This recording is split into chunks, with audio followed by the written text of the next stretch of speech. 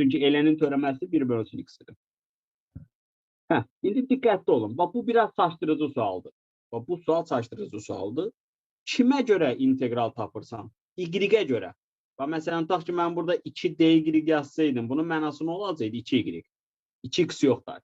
Çünki y-ə görə törəmə tapırdılar. İndi burada da bax, x-dir. Burada şagirdləri nəzərə alırıq. Şagirdlər nə səhv eləyir? Qüvvəti burada bir vahid artırır, bölür qüvvəti. Xeyr. Burada y-ə görədir. Yəni, məsələn, a dx-in qaydası nə idi? A-nın yanına nə yazırdıq? X. 2-nin yanına x yazırdıq, 3-ün yanına x yazırdıq. Törəmə kimi.